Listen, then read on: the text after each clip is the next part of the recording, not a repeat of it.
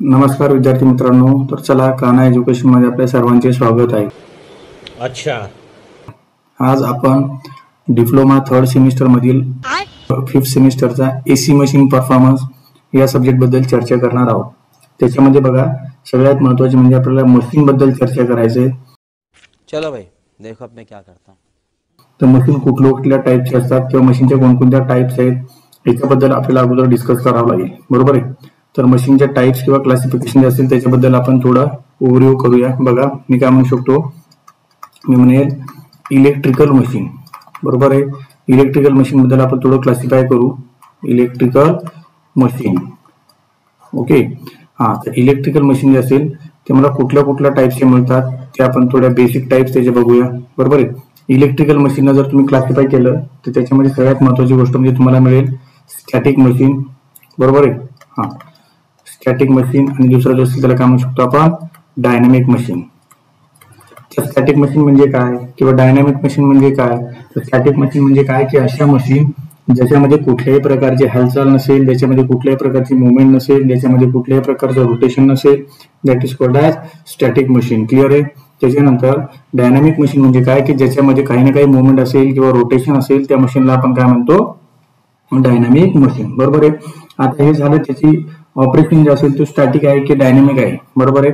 त्याच्यानंतर आपण त्याच्या सप्लायवरून सुद्धा डिस्कस करू शकतो। आता तुम्ही स्टॅटिक मशीन मध्ये जर बघितलं, अशी कुठली मशीन आहे की ज्याच्यामध्ये कुठलीही हालचाल होत नाही, तर आपल्या डोळ्यासमोर एक एक्झाम्पल येईल, that is called as transformer, बरोबर आहे। हा, तर मग मी नेक्स्ट क्लासिफिकेशन जे असेल मी कशावरून करू शकतो रे, मी नेक्स्ट क्लासिफिकेशन जे असेल ते सप्लायवरून सांगू शकतो की माझ्याकडे एसी सप्लाय आणि डीसी सप्लाय, बरोबर आहे। मग मी म्हणू शकतो एसी आणि डीसी, बरोबर आहे। पण ट्रान्सफॉर्मर जो असेल तो फक्त ना फक्त कुठल्या सप्लायवर चालतो, एसी सप्लायवर, क्लिअर आहे। हा, मग हा एक्झाम्पल जे असेल ट्रान्सफॉर्मर हे फक्त ना फक्त कुठे येईल, एसी सप्लाय मध्ये, डीसी सप्लाय मध्ये। स्टॅटिक मशीन एक्झाम्पल ट्रान्सफॉर्मर आपण कन्सिडर करू शकत नाही, लक्षात राहील। त्याच्यानंतर जर आपण समोर आलो तर इकडे डायनामिक मशीन सुद्धा आपण त्याच्याच पद्धतीने क्लासिफाय करू शकतो। एक म्हणजे काय, एसी मशीन आणि दुसरी म्हणजे काय म्हणू शकतो तुम्ही, डीसी मशीन, बरोबर आहे। त्याला म्हटलं आपण एसी मशीन, क्लिअर आहे। इकडे म्हटलं आपण डीसी मशीन, बरोबर आहे। चला, तर एसी मशीन मध्ये आपल्याला डायनामिक मध्ये कोणकोणत्या टाइप्स मिळतात ते आपण आता बघूया। बघा, एसी मशीन मध्ये आपल्याला डिफरंट टाइप्स मिळू शकतात, डीसी मशीन मध्ये सुद्धा आपल्याला डिफरंट टाइप्स मिळू शकतात, क्लिअर आहे। बघा, डीसी मशीन मध्ये जर तुम्ही बघितलं असेल तर सगळ्यात पहिलं तुम्हाला एक्झाम्पल मिळेल मोटर, बरोबर आहे। आणि दुसरं जे एक्झाम्पल असेल त्याला काय म्हणतो आपण, जनरेटर, लक्षात आलं। हा, आता तुम्ही जर बघितलं असेल तर डीसी मोटर किंवा डीसी जनरेटर असेल हे आपण ऑलरेडी 4थ्या सेमिस्टर मध्ये सगळं डिस्कस केलेलं आहे। डीसी मशीन मध्ये नावाचा जो सब्जेक्ट होता त्याच्यामध्ये आपण डीसी मशीन आणि ट्रान्सफॉर्मर या दोन्ही मशीन बद्दल ऑलरेडी डिटेल डिस्कस केलेलं आहे, क्लिअर आहे। तर आता आपल्याला डिस्कस कशाबद्दल करायचं आहे रे, AC machine of dynamic machine, म्हणजे डायनामिक मशीन जे असेल त्याचे जे काही एसी मशीन असेल त्याच्याबद्दल आपल्याला डिस्कस करायचं आहे। सेम लाईक दॅट याच्यामध्ये पण दोन पद्धती मिळेल मला, एक म्हणजे काय मोटर आणि दुसरं म्हणजे काय म्हणू शकतो मी, जनरेटर, बरोबर आहे। पण तुम्ही त्याला असं क्लासिफाय केल्यापेक्षा आपण काय म्हणू शकतो, बघा, ठीक आहे, मोटर आणि काय म्हणू शकतो मी, जनरेटर, लक्षात राहील। बघा, मोटरमध्ये आणखी आपल्याला दोन टाइप्स मिळतील, मोटरमध्ये आणखी आपल्याला दोन टाइप्स मिळतील। कुठल्या दोन टाइप्स मिळतील आपल्याला, बघा, एक म्हणू शकतो मी इंडक्शन मोटर, बरोबर आहे। आणि सेकंड जे असेल त्याला काय म्हटलं आपण, सिंक्रोनस मोटर, लक्षात राहील। सेम लाईक दॅट जनरेटर मध्ये पण आपल्याला दोन पद्धती मिळतील, मी त्याला काय म्हणू शकतो, इंडक्शन जनरेटर, बरोबर आहे, इंडक्शन जनरेटर, बरोबर आहे। आणि इकडे काय म्हणू शकतो आपण त्याला आणखी सिंक्रोनस जनरेटर, लक्षात राहील, बरोबर आहे। आता इंडक्शन मोटर जे असेल तर इंडक्शन मोटरला तुम्ही आणखी क्लासिफाय करू शकता, बरोबर आहे। त्याला जर तुम्ही आणखी क्लासिफाय केलं तर तुम्हाला त्याच्यामध्ये मिळेल सिंगल फेज इंडक्शन मोटर, बरोबर आहे। आणि इकडे काय मिळेल, 3 फेज इंडक्शन मोटर, ओके। हा, आता इकडे जर तुम्ही बघितलं तर सिंक्रोनस इंडक्शन जनरेटर किंवा सिंक्रोनस जनरेटर जे असेल त्या सिंक्रोनस जनरेटरलाच तुम्ही आणखी दुसरा काय शब्द म्हणता रे, अल्टरनेटर, काय म्हणता तुम्ही त्याला, अल्टरनेटर, लक्षात राहील, okay. Synchronous generator is nothing but alternator. आता ओव्हरव्ह्यू जर तुम्ही बघितलं असेल तर ह्या पूर्ण ओव्हरव्ह्यू ट्री डायग्राम जे असेल त्याला आपण म्हणतोय classification of electrical machine, static, dynamic, static मध्ये ट्रान्सफॉर्मर असतो, ट्रान्सफॉर्मर हा ऑलरेडी आपण डिस्कस केलेला आहे, डीसी मशीन सुद्धा ऑलरेडी आपण डिस्कस केलेली आहे. मग राहिलं काय रे, एसी मशीन. तर एसी मशीन मध्ये कुठल्या येतात, मोटर आणि जनरेटर, बरोबर आहे. हा, मोटर आणि जनरेटर मध्ये जर तुम्ही बघितलं, आता मोटर आणि जनरेटर बद्दल तुम्हाला सांगायची गरज नाही, ह्या बेसिक गोष्टी तुम्हाला ऑलरेडी माहिती असेल, बरोबर आहे. ज्याचा अर्थ काय हो सर, कारण आपण मोटर जर बघितलं असेल तर मोटर काय काम करते रे, मोटर जे असेल ते कशामध्ये कन्व्हर्जन करेल, इलेक्ट्रिकल टू मेकॅनिकल, बरोबर आहे. मोटर कशामध्ये कन्व्हर्जन करते, इलेक्ट्रिकल टू मेकॅनिकल. आणि जनरेटर जो असेल तो कशामध्ये कन्व्हर्जन करेल रे, मेकॅनिकल टू इलेक्ट्रिकल पॉवर. लक्षात आलं, ओके. मग महत्वाची गोष्ट लक्षात ठेवा, जेव्हा मला मोटर शिकायची असेल, मी परत सांगतो काय, जेव्हा मला मोटर शिकायची असेल किंवा जेव्हा मला जनरेटर शिकायचं असेल, क्लिअर आहे. हा, तर त्याच्यामध्ये त्याचे काही इक्वेशन आपल्याला डिस्कस करायचे, तो पुढे गेल्यावर तुम्हाला लक्षात येऊन जाईल. तर ही इक्वेशन जे असेल ते डिपेंड ऑन इनपुट आउटपुट, या गोष्टी तुम्हाला ऑलरेडी माहित पाहिजे, लक्षात राहील. एसी मशीन डीसी मशीन मध्ये तुम्ही या सगळ्या गोष्टी ऑलरेडी डिस्कस केलेल्या आहेत. तर चला आता आपण त्याच्या पुढच्या पोर्शनला सुरुवात करूया. बघा, त्याच्यामध्ये सगळ्यात इम्पॉर्टंट म्हणजे आपण स्टार्टिंग करतोय आपला first unit, 3 phase induction motor, बरोबर आहे. हा, 3 फेज इंडक्शन मोटर जर तुम्हाला व्यवस्थित कळालं तर तुम्हाला सिंगल फेज इंडक्शन मोटर कळेल, सिंक्रोनस मोटर कळेल, सिंक्रोनस जनरेटर कळेल, अल्टरनेटर, या सगळ्या गोष्टी तुम्हाला व्यवस्थित कळेल, लक्षात राहील, बरोबर आहे. हा, तर त्याच्यामध्ये बघा सगळ्यात इम्पॉर्टंट म्हणजे काय की 3 फेज इंडक्शन मोटर जे असेल ते 3 फेज इंडक्शन मोटरला असिंक्रोनस मोटर म्हणतात, बरोबर आहे. त्याचं रिझन आपल्याला शोधायचं, बरोबर आहे. तुम्हाला सगळ्यात पहिला क्वेश्चन दिसत असेल तर तुम्हाला क्वेश्चन काय दिला, why induction motor are prefer as a synchronous motor, बरोबर आहे. मग असिंक्रोनस त्याला काय म्हटलं जातं, लक्षात राहील. तर याचा आन्सर सुद्धा आपण इथे लिहून दिलेला आहे. बघा, मी प्रिंटेड नोट्स तुम्हाला याच्यासाठी घेतलाय की तुम्हाला जेणेकरून MSBT मध्ये थिओरिटिकल एक्झाम द्यायची आहे, त्या एक्झामसाठी तुम्हाला या नोट्स नोट डाऊन करता येईल. अपेक्षा ठेवतो सर्वांनी नोटबुक घेऊन बसाल आणि या नोट्स असेल ते नोट डाऊन करतील, क्लिअर आहे. बघा, तर सिंक्रोनस शब्दाचा अर्थ नेमका काय होतो, बरोबर आहे. तर असिंक्रोनस शब्द हा कुठून आला, त्यासाठी आपल्याला थोडं लाईन वाचावं लागेल. बघा, induction motor are prefer to as asynchronous motor, बरोबर आहे. बिकॉज त्याचं रिझन काय असेल, बिकॉज जे operate at speed less than their synchronous speed, बरोबर आहे, less than their synchronous speed. Sir आम्हाला सिंक्रोनस स्पीडच माहित नाहीये, मग कसं करणार, बरोबर आहे. तर चला आपण अगोदर सिंक्रोनस स्पीड म्हणजे काय तेही समजून घेण्याचा प्रयत्न करू, बरोबर आहे. बघा, what is mean by synchronous speed, बरोबर आहे. तर सिंक्रोनस स्पीड म्हणजे काय, तर सिंक्रोनस स्पीडची जर तुम्ही डेफिनेशन बघितली तर बघा, synchronous speed the speed of rotation of the magnetic field in rotor machine and it depend upon frequency and number of pole. म्हणजे काय, हा जो स्पीड असेल त्याला म्हटलं आपण NS. सिंक्रोनस स्पीड म्हणजे काय म्हणतो त्याला आपण NS, बरोबर आहे. आता ज्यावेळेस तुम्ही कन्स्ट्रक्शन आणि वर्किंग शिकताल त्यावेळेस तुम्हाला NS बद्दल बऱ्यापैकी ओळख होऊन जाईल, लक्षात राहील. पण मी एवढं सांगू शकतो की synchronous speed is nothing but RMF.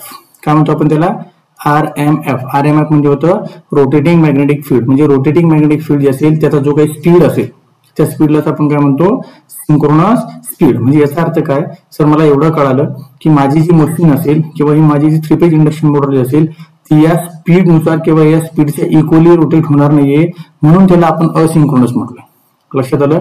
याला मी असिंक्रोनस मोटर का म्हणतो, कारण ही जी मोटर असेल इथं ऍक्च्युअल जो स्पीड असेल तो या सिंक्रोनस स्पीडच्या बरोबरीला नसेल, म्हणून त्याला आपण काय म्हटलं, असिंक्रोनस मोटर. जर तो त्याच्यासोबत फिरला असता, त्याच्या बरोबर फिरला असता, आपण त्याला काय म्हटलं असतं, सिंक्रोनस मोटर. म्हणजे सिंक्रोनस स्पीड सोबत जर आपली ऍक्च्युअल मोटर फिरली असती त्याला म्हटलं असतं आपण सिंक्रोनस मोटर. मग माझी मोटर जर सिंक्रोनस स्पीड सोबत फिरत नाही म्हणून मी त्याला काय म्हटलं, असिंक्रोनस मोटर. लक्षात आलं. मी थोडी तुम्हाला ओळख करून दिलेली आहे या मोटर बद्दल. आणखी बघा, याच्यामध्ये महत्वाचा जर पॉईंट तुम्ही बघितलं तर 3 फेज इंडक्शन मोटर ही जी असेल सेम लाईक दॅट कोणासारखी आहे रे, ट्रान्सफॉर्मर सारखी. कोणासारखी आहे, ट्रान्सफॉर्मर सारखी. बघा, म्हणजे मी काय म्हणू शकतो, induction motor also refer as a rotating transformer, बरोबर आहे. इंडक्शन मोटर जे असेल ती इनडायरेक्टली कोणासारखी दिसेल, रोटेटिंग ट्रान्सफॉर्मर सारखी, बरोबर आहे. जसं की ट्रान्सफॉर्मरला काय काय असतं, प्रायमरी आणि सेकंडरी वाइंडिंग, बरोबर आहे. ट्रान्सफॉर्मर काय काय असतं, प्रायमरी आणि सेकंडरी वाइंडिंग. तसं तुम्हाला या मोटरमध्ये पण काय बघायला मिळेल, स्टेटर आणि दुसरा जो असेल त्याला काय म्हटलं आपण, रोटर, बरोबर आहे. या सगळ्या गोष्टी आपण त्याच्या कन्स्ट्रक्शन आणि वर्किंग मध्ये डिस्कस करणार आहोत. तर चला बघू आपण याच्या कन्स्ट्रक्शनला सुरुवात करूया. याच्यामध्ये जर तुम्ही बघितलं सगळ्यात स्टार्टिंगला जर बघितलं 3 फेज इंडक्शन मोटर, तर त्याचं पार्ट्स आपण डिस्कस करूया. त्याच्या कन्स्ट्रक्शन मध्ये त्याचे कोणकोणते पार्ट्स पडतात तर हे तुम्हाला मी ट्री डायग्राम मध्ये इथे क्लासिफाय करून दिलेलं आहे. बघा, construction of 3 phase induction motor, त्याच्यामध्ये त्याचे मेन 2 पार्ट्स पडतात, क्लिअर आहे. आता 3 फेज इंडक्शन मोटर तुम्ही ऑलमोस्ट मॅक्झिमम सर्वांनी बघितलेली असेल. इंडस्ट्रीमध्ये किंवा मॅक्झिमम ठिकाणी आपण 3 फेज इंडक्शन मोटर यूज करत असतो, बरोबर आहे. त्याच्यामध्ये सगळ्यात महत्वाचं जर तुम्ही बघितलं तर तुम्हाला construction of 3 phase induction motor मध्ये मेन 2 पार्ट सापडतील. कुठले कुठले रे? एक म्हणजे स्टेटर आणि दुसरा म्हणजे काय म्हणतो तुम्ही त्याला रोटर, बरोबर आहे. आता हा स्टेटर जो असेल तो 100% याच्या नावावर मी सांगू शकतो सर, ह्या कसा पार्ट असेल रे? Stationery part. हा कसा पार्ट असेल? स्टेशनरी पार्ट, की ज्याच्यामध्ये कुठल्याही प्रकारची रोटेशन होणार नाहीये किंवा मुवमेंट होणार नाहीये, बरोबर आहे. आणि रोटर म्हणजे मला सर त्याच्या शब्दावरून कळालं की हा 100% कसा असेल?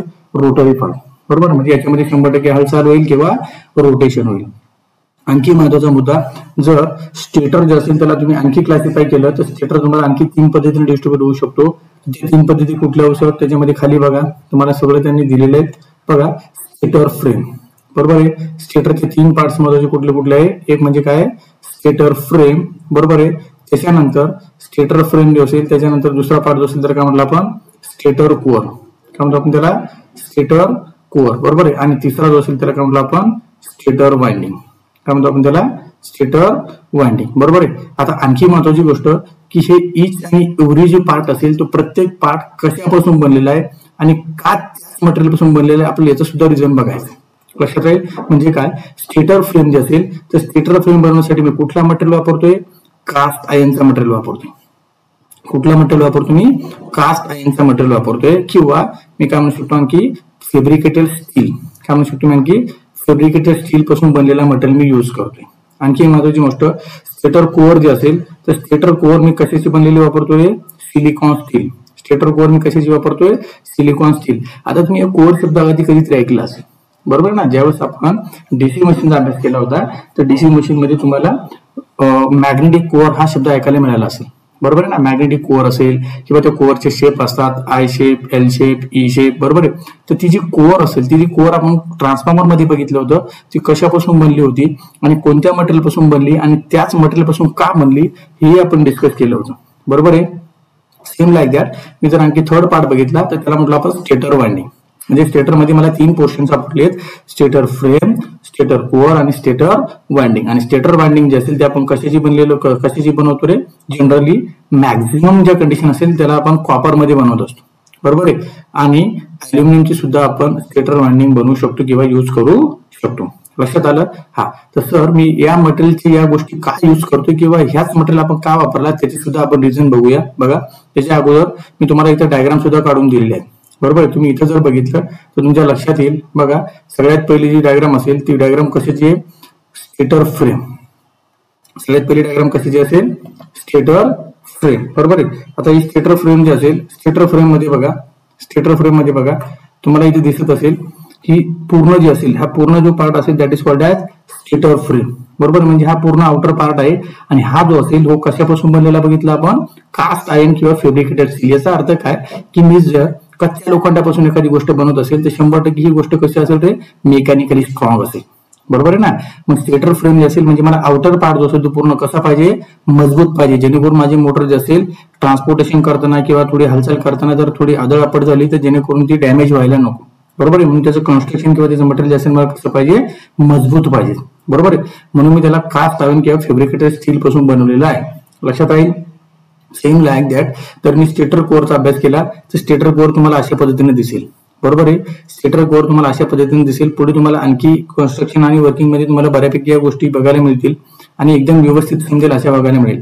याच्यामध्ये जर तुम्ही बघितलं तर ही जी कोअर असेल किंवा ही जी स्टेटर कोअर असेल ही आपण उचलतो आणि याच्यामध्ये इनलेट करतो, बरोबर आहे. ही स्टेटर कोअर काय करतो आपण? याच्यामध्ये इनलेट करतो म्हणजे तो पूर्ण तुमचा एक स्टेटरचा पार्ट तयार होईल, बरोबर आहे. आणि हे जे स्लॉट दिसतात तुम्हाला, हे जे खाचे दिसतात ना मधले, बरोबर आहे, याला म्हणतो आपण स्टेटरचे स्लॉट. म्हणजे स्टेटरचे स्लॉट जे असेल त्याच्यामध्ये आपण काय करतो? ही वाइंडिंग आपण काय करत असतो? त्याच्यात इनलेट करत असतो. दिसतं तुम्हाला?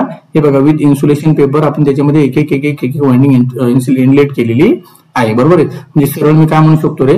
हे जे कंडक्टर आहे, हे जे वायर आहे, या कंडक्टरचे हे घर आहे, बरोबर आहे. म्हणजे हे जे कंडक्टर मी या स्टेटरच्या स्लॉट मध्ये बसवतोय म्हणजे सरळ काय स्लॉट म्हणजे काय? माझे कंडक्टर हाऊस, कंडक्टरचं काय? घर आहे. लक्षात राहील, बरोबर आहे. मग आता तुम्ही याच्याकडे जर बघितलं असेल ना तर तुम्हाला याच्यामध्ये एक गोष्ट लक्षात येईल, तुम्हाला पूर्ण भरीव पार्ट वाटेल पण ऍक्च्युअल मध्ये पूर्ण भरीव आहे का? नाही तर छोट्या स्ट्रिप मी असे एकत्र केले आहेत. तुम्हाला पुढे गेल्यावर लक्षात येऊन जाईल. लक्षात आलं? ओके. तर मला स्टेटर बद्दल थोडं कळालं की स्टेटर मध्ये ऍक्च्युअल मध्ये 3 पार्ट्स आहे, stator frame, stator core, stator winding. Stator frame मी कास्ट आयर्न किंवा फॅब्रिकेटेड स्टीलचे बनवलेले आहेत, स्टेटर कोर मी सिलिकॉन स्टीलचे बनवलेले आहेत आणि स्टेटर वाइंडिंग मी कॉपर किंवा अल्युमिनियमचा बनवलेला आहे. बरोबर आहे. आता हे सिलिकॉन स्टीलच का बनवलं तुम्हाला पुढे तर आहेच बघा. सिलिकॉन स्टीलचा अर्थ असा होतो की मी सिलिकॉन स्टीलचं मटेरियल जर वापरलं तर त्याच्यामध्ये सिलिकॉन स्टीलची परमेबिलिटी जी असेल ती जास्त असते. बरोबर आहे. तर परमेबिलिटी जास्त असणं म्हणजे काय की त्याच्यामध्ये मॅक्झिमम मॅग्नेटिक फ्लक्स फ्लो होऊ शकतं. बरोबर आहे. परमेबिलिटी मला काय सांगत असते त्याच्यामध्ये मॅक्झिमम फ्लक्स फ्लो होऊ शकतात. बरोबर. आता मॅक्झिमम फ्लक्स बघा, मॅक्झिमम फ्लक्स जर फ्लो झाला तर त्याचा फायदा काय होईल बघा. मी तुम्हाला थोडं याला ओव्हरली एक्सप्लेन करतो किंवा थोडं नोट डाऊन करतो बघा. जोर जोर से बोल के लोगों को स्कीमें बता दो. मी काय म्हटलं तुम्हाला सिलिकॉन स्टील. बरोबर आहे. काय म्हटलं आपण सिलिकॉन स्टील. मी सिलिकॉन स्टीलचं मटेरियल काय यूज करतोय तुम्हाला ऑलरेडी FEE मध्ये झालेलं आहे. बरोबर आहे. मी ईच आणि एव्हरी कन्सेप्ट एवढी डिटेल मध्ये सांगतोय की जेणेकरून तुम्हाला एकही डाऊट राहायला नको. बरोबर आहे. मी सिलिकॉन स्टीलचंच मटेरियल काय जास्त वापरला तर मी काय म्हटलं परमेबिलिटी. काय म्हणतो आपण त्याला परमेबिलिटी. इथं जर तुम्ही याला तोडलं ना इथं बघा तुम्हाला ॲबिलिटी शब्द दिसेल. बरोबर. इथं काय दिसेल तुम्हाला परमी. बरोबर आहे. मी काय म्हणू शकतो ॲबिलिटी आणि परमिशन. बरोबर आहे. म्हणजे याचा अर्थ काय की समजा माझ्याकडे अशी मी 2 मटेरियल घेतले. क्लिअर आहे. माझ्याकडे सपोज लाईक दॅट हा एक मटेरियल असेल. बरोबर आहे. आणि सपोज लाईक दॅट माझ्याकडे हा एक दुसरा मटेरियल मी घेतला. क्लिअर आहे. माझ्याकडे हे 2 मटेरियल असेल. मी याला म्हटलं सपोज ए आणि या मटेरियलला काय म्हटलं आपण बी. जर या मटेरियल मध्ये माझ्या 5 फ्लक्स सेटअप होत असतील किंवा 5 फ्लक्स फ्लो होत असतील आणि या मटेरियल मध्ये किती म्हणजे 10 फ्लक्स सेटअप होत असतील किंवा होत असतील. बरोबर. म्हणजे याचा अर्थ काय या मटेरियल मधून माझ्या 5 फ्लक्स फ्लो होतात आणि या मटेरियल मधून माझ्या 10 फ्लक्स फ्लो होतात. मग हे कशावरून ठरलं सर तर हे ठरण्याचं मेन रिझन असेल तुम्हाला ऑलरेडी FEE मध्ये झालेलं आहे. आपण बघितलं होतं बघा S इक्वल टू काय होतं L इंटू म्यू इंटू ए. बरोबर आहे. तर L म्हणजे काय होतं लेंथ ऑफ कोअर. काय म्हटलं आपण त्याला लेंथ ऑफ मॅग्नेटिक कोअर. बरोबर आहे. त्याच्यानंतर याला काय म्हटलं आपण cross sectional area of magnetic core. बरोबर आहे ना. Cross sectional area of magnetic core. आणि हे राहिलं जे असेल दॅट इज कॉल्ड त्याला म्हणतो आपण म्यू. आणि हा म्यू जो असेल तो मला काय सांगत असतो परमेबिलिटी ऑफ मटेरियल. बरोबर आहे. Permeability of material. बरोबर आहे. मग ही परमेबिलिटी जी असेल ही कशावरून ठरते सर तर त्याला आपण बघितलं तर तुम्ही हा काय असेल याला म्हणतो आपण रिलक्टन्स. लक्षात राहील. बरोबर आहे. मग परमेबिलिटी जर माझी जास्त असेल. बरोबर आहे. या फॉर्म्युल्याला व्यवस्थित समजून घ्या म्हणजे तुमचा डाऊट राहणार नाहीये. बघा माझी परमेबिलिटी जर जास्त असेल तर 100% माझा रिलक्टन्स कसा असेल सर कमी असेल. किंवा मी काय म्हणू शकतो जर माझी रिलक्टन्स जर जास्त असेल. बरोबर. मी काय म्हणू शकतो रिलक्टन्स जर जास्त असेल तर 100% माझी परमेबिलिटी कशी असेल कमी असेल. लक्षात आलं. मग आता इथे जर तुम्ही बघितलं तर याच्यामधून किती फ्लक्स फ्लो होतात सर फक्त 5 फ्लक्स फ्लो व्हायला लागल्या. म्हणजे 100% मी सांगू शकतो सर की याचा रिलक्टन्स जो असेल म्हणजे अपोजिशन जे असेल ते कसं आहे जास्त आहे. मग याचा जर अपोजिशन जास्त आहे तर 100% सर मी सांगू शकतो याच्यामधून परमेबिलिटी कशी असेल याची कमी असेल. बरोबर आहे. अपोजिशन जास्त म्हणजे तुम्ही बघितलं असेल की करंटला अपोज कोण करतो रेझिस्टन्स. तसं मॅग्नेटिक फ्लक्सला अपोज कोण करतो रिलक्टन्स. म्हणजे याचा अर्थ याच्यामधून कमी फ्लक्स फ्लो होतात म्हणून याचा रिलक्टन्स जास्त असेल. मग रिलक्टन्स जास्त आहे म्हणजे 100% त्याची परमेबिलिटी कशी आहे कमी आहे. बरोबर आहे. बघा याच्यामधून जर बघितलं तर 10 फ्लक्स फ्लो होतात. किती फ्लक्स फ्लो होतात 10. मग 10 फ्लक्स फ्लो होतात म्हणजे जास्त फ्लक्स फ्लो होतात. तर जास्त फ्लक्स फ्लो होतात मग मी सांगू शकतो ना की याच्यामधून जे रिलक्टन्स जो असेल तो 100% कसा आहे सर कमी आहे. बरोबर आहे. आणि याची परमेबिलिटी कशी असेल जास्त असेल. लक्षात आलं. मग आपल्याकडे जर तुम्ही बघितलं तर बरेच मटेरियल अवेलेबल आहे. जसं की समजा मी सिलिकॉन स्टीलच का वापरलं मी आयनचं मटेरियल वापरू शकतो मी अल्युमिनियमचं वापरू शकतो. बरोबर मी अलॉय वापरू शकतो. पण मी सिलिकॉन स्टीलचाच मटेरियल का वापरला तर त्याचं मेन रिझन असं आहे की सिलिकॉन स्टील जो असेल या सिलिकॉन स्टीलचं काय आहे रिलक्टन्स जो असेल तो कमी आहे आणि परमेबिलिटी जी असेल ती कशी आहे जास्त आहे. बरोबर आहे. मग परमेबिलिटी जर जास्त असेल सर तर त्याच्यामध्ये 100% मॅक्झिमम फ्लक्स फ्लो होतील. मला एवढं कळालं. क्लिअर आहे. लक्षात आलं. म्हणजे याचा अर्थ काय की मी इथे सिलिकॉन स्टीलच का वापरतो त्याचं रिझन मी तुम्हाला ऑलरेडी समजून सांगितलं. कारण ही जी कोअर असेल याच्यामध्ये तुमच्या मॅग्नेटिक फ्लक्स सेटअप होतील. बरोबर. मॅग्नेटिक फ्लक्स सेटअप होण्यासाठी किंवा हा मॅग्नेटिक फ्लक्सचा सरळ तुम्हाला रस्ता असेल. जसा करंटला रस्ता कोणता असतो रे कंडक्टर तसा मॅग्नेटिक फ्लक्सला रस्ता कोणता असेल कोअर मॅग्नेटिक कोअर. बरोबर. मग ही कोअर जे असेल त्या रस्त्यामध्ये तुम्हाला फ्लक्सला अडचण आली पाहिजे का नाही. फ्लक्सला अडचण असणे म्हणजे काय रिलक्टन्स. मग रिलक्टन्स जर कमी असेल तर 100% माझे जास्तीत जास्त फ्लक्स फ्लो होतील. म्हणून मी कुठला मटेरियल वापरतोय सिलिकॉन स्टील. बरोबर आहे. आणि कॉपर आणि अल्युमिनियम बद्दल तुम्हाला सांगायची गरज नाहीये. Copper is nothing but good conductor of electricity किंवा aluminium is nothing but good conductor of electricity. याच्यामध्ये जर बघितलं तर कॉपरची मेकॅनिकल स्ट्रेंथ थोडी चांगली आहे ऍज कम्पेअर टू अल्युमिनियम पेक्षा. बरोबर आहे. तो मॅक्झिमम कंडिशन मध्ये किंवा मॅक्झिमम केसेस मध्ये तुम्हाला कॉपर वापरलेला दिसेल. बरोबर आहे. चला तर आता आपण जर पुढे आलो तर पुढे तुम्हाला काय दिसते रोटर. बरोबर. पुढे काय दिसते तुम्हाला रोटर. आता या रोटर मध्ये जर बघितलं तर तुम्हाला आणखी मेन रोटर मध्ये दोन पार्ट्स पडतात. एक म्हणजे कुठला स्क्वेरल केज. बरोबर. कुठला असेल स्क्वेरल केज. तर स्क्वेरल केज याला नाव का पडलं गेलं लक्षात आलं. किंवा दुसरा जर टाइप तुम्ही बघितला त्याला म्हटलं बघा स्लिप रिंग. का म्हणतो आपण त्याला स्लिप रिंग. बरोबर आहे. आता याच्यामध्ये थोडं कन्फ्युजन होईल. थोडं कन्फ्युजन म्हणजे काय तर स्लिप रिंगच्या अगोदर तुम्ही एक स्प्लिट रिंग नाव ऐकलंय. आठवतो तुम्हाला डीसी मशीन मध्ये जर तुम्ही गेले असेल ना तर डीसी मशीन मध्ये तुम्हाला एक शब्द ऐकायला मिळाला असेल. बरोबर आहे. त्या शब्दाला आपण काय म्हटलं होतं स्प्लिट रिंग. काय म्हणतो आपण त्याला स्प्लिट रिंग. बरोबर आहे. स्प्लिट रिंग आणि स्लिप रिंग या दोघांमध्ये फरक आहे की लक्षात ठेवा. बरोबर आहे. काय म्हणतो मी स्प्लिट रिंग आणि स्लिप रिंग या दोघांमध्ये फरक आहे. बरोबर आहे. स्प्लिट रिंग मी ह्या डीसी मशीन मध्ये वापरल्या होत्या. स्प्लिट रिंग कुठे वापरल्या वगैरे डीसी मशीन मध्ये आणि स्लिप रिंग मी कुठे वापरतोय एसी मशीन मध्ये. पक्का लक्षात ठेवा. म्हणजे स्लिप रिंग म्हणजे काय ते तुम्हाला खाली बघायला मिळेल. बरोबर आहे ना. स्लिप रिंग म्हणजे काय तुम्ही जर खालची डायग्राम बघितली तर तुम्हाला त्याच्यामध्ये बघा डिफरंट तीन हे येलो कलरचे स्लिप रिंग दिसायला मिळतात. बरोबर आहे. आणखी महत्वाची गोष्ट ही स्लिप रिंग जी असेल त्या फुल्ली असतात. बरोबर आहे. आणि स्प्लिट रिंग जे असतात ते हाफ पोर्शन मध्ये कन्वर्ट केलेले असतात. बरोबर. म्हणजे त्याच्यामध्ये फुल सर्कल राहत नाही त्याच्यामध्ये गॅप राहतो. पण स्लिप रिंग काय असेल फुल्ली तुम्हाला कनेक्टेड असतील. लक्षात राहील. हे तीन जे असतील त्याला काय म्हणतो आपण स्लिप रिंग. बरोबर आहे. म्हणजे याच्यावरून जे नाव पडलं that is called as slip ring rotor. बरोबर आहे. किंवा त्याला तुम्ही आणखी दुसरं नाव काय दिलं रे वाऊंड रोटर. त्याला तुम्ही आणखी काय म्हटले वाऊंड रोटर. बरोबर आहे. Wound rotor is nothing but slip ring rotor. बरोबर आहे. हे दोन जे असतील त्या रोटरच्या टाइप्स आहे. लक्षात आलं. ओके. तर स्टेटर आणि रोटर या दोन पार्ट्स जे असतील आपण व्यवस्थित बऱ्यापैकी डिस्कस केलेले आहेत. बरोबर आहे. तर त्याची थेरी जी असेल ती आणखी आपण डिस्कस करू. बघा स्क्वेरल केज रोटर तुम्हाला अशा पद्धतीने दिसेल की ज्याच्यामध्ये कुठल्याही प्रकारचे कंडक्टर नाही पण याच्यामध्ये काय असतील रे कंडक्टर बार असतील. बरोबर आहे. बघा तुम्हाला दिसेल रोटर कोअर असेल याच्यामध्ये असेल ते ज्याच्यामध्ये काय असतात कंडक्टर बार असतात आणि हा पूर्ण भरीव कंडक्टर असतो. बरोबर आहे. याच्यामध्ये स्लॉट असतात आणि या स्लॉट मध्ये वाइंडिंग वाऊंड केले जाते. लक्षात आलं. बरोबर आहे. हे तुम्हाला आणखी पुढे डिटेलमध्ये आपण डिस्कस करायचे आहे. क्लिअर आहे. अपेक्षा ठेवतो construction of 3 phase induction motor मध्ये स्टेटर आणि रोटर तुम्हाला बऱ्यापैकी माहिती मिळालेली असेल. चला तर आपण आता नेक्स्ट पुढच्या पेजवर बघूया. त्याच्यामध्ये सगळ्यात पहिलं जे असेल एक पार्ट आपण डिटेलमध्ये डिस्कस करूया. बरोबर आहे. हा तर एक पार्ट डिटेलमध्ये डिस्कस करताना मला सगळ्यात पहिला जो असेल तो कोणता असेल स्टेटर. कुठला पार्ट आहे आपल्याकडं स्टेटर. बरोबर आहे. आता स्टेटर मध्ये जर तुम्ही बघितलं की मी तुम्हाला अगोदर सांगितलं होतं स्टेटर जो असेल it is nothing but stationary part. स्टेटरला आपण काय म्हटलं होतं स्टेशनरी पार्ट म्हणजे याच्यामध्ये कुठल्याही प्रकारची मुवमेंट राहणार नाहीये किंवा हालचाल राहणार नाही. बरोबर आहे. हा तर त्याला म्हणू शकतो आपण the stationary part of the motor. Clear आहे. बघा 3 फेज इंडक्शन मोटर जे असेल तुम्हाला अशा पद्धतीने दिसते. बरोबर आहे. आता आपल्याला त्याच्या आतमध्ये जाऊन थोडं अभ्यास करायचा आहे किंवा त्याचं थोडं स्टडी करायचं आहे. बरोबर आहे. तर तो स्टडी करताना आपण 1 बाय 1 एक पार्ट घेऊन डिस्कस करूया. बरोबर आहे. बघा तर कन्स्ट्रक्शन जे असेल त्याच्यामध्ये सगळ्यात महत्वाचा पहिला पॉईंट काय सांगितलं आपण स्टेटर फ्रेम. मी तुम्हाला ऑलरेडी डिस्कस केलं होतं. सगळ्यात पहिला पॉईंट कोणता बघितला होता आपण स्टेटर फ्रेम. बरोबर आहे. ही स्टेटर फ्रेम मला काय सांगत असते बघा स्टेटर फ्रेम जे असेल आपण ऑलरेडी डिस्कस केले बघा अगोदरच. ओके. स्टेटर फ्रेम जे असेल ती कशापासून बनलेली वापरली होती आपण कास्ट स्टील किंवा काय म्हणतो आपण त्याला कास्ट आयर्न किंवा म्हटलं त्याला फेब्रिकेटेड स्टील. बरोबर आहे. मी कास्ट आयर्न किंवा फेब्रिकेटेड स्टील याच मटेरियल पासून का बनवलं होतं मी तुम्हाला आता पाठीमागे सांगितलं होतं की मी त्याचं रिझन सुद्धा आपल्याला बघायचंय. काय रिझन आहे त्याचं. बरोबर आहे. तर याच्यामध्ये 2 लॉसेस असतात. एसी मशीन मध्ये 2 लॉसेस आहे. कुठले 2 लॉसेस आहे. एक म्हणजे हिस्टेरिसिस लॉस आणि दुसरा म्हणजे ईडी करंट लॉस. तर हे दोन्ही इंडायरेक्टली लॉसेस आहेत. म्हणजे आपल्याला लॉसेस जे असतात ते लॉसेस असणं चांगलं आहे का नाही. मला 100% ते लॉसेस कमी करता आले पाहिजे.